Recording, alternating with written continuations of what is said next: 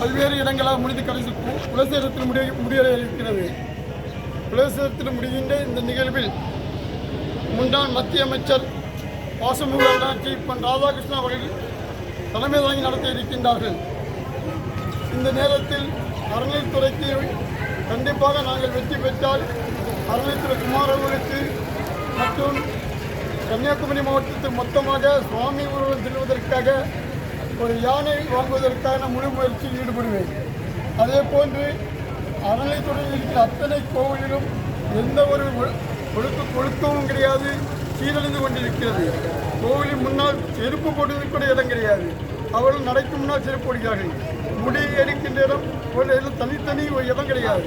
ஆகவே நான் வந்தால் இந்த ஆலயத்தினுடைய முன்னேற்றத்திற்காக பல்வேறு திட்டங்களை கொண்டு வருவேன்.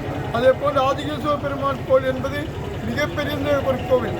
பத்மநாபத்தில் இருக்கின்ற பத்மநாப சுவாமி கோவிலும் இந்த திருவொற்றியூரில் இருக்கின்ற ஆதிகேஸ்வர பெருமாள் கோவிலும் அவர் கிழக்கே பார்த்திருப்பார், இவர் மேற்கே பார்த்திருப்பார். இரண்டு பேரும் ஒரே அளவும் ஏகப்பட்ட சொத்துக்களும் நகைகளும் உள்ள ஒரு ஆலயம். ஆனால் இன்றைக்கு திருவொற்றியூரில் இருக்கின்ற ஆலயத்தில் அத்தனை நகைகளும் கொள்ளையடிக்கப்பட்டிருக்கின்றது. சுவாமிக்கு சாத்துவேன் என்று கூறி அது நகைகள் சாத்தப்படாத நிலையில் இருந்து கொண்டிருக்கிறது. ஆகவே எல்லாம் வல்ல இறைவனுடைய அருளால் நான் வெற்றி பெற்றால் இந்து அறநிலைத்துறைக்கு மிக சிறப்பான ஒரு முன்னேற்றத்திற்காக உழைப்பேன் என்று குறிப்பிடுகிறேன்.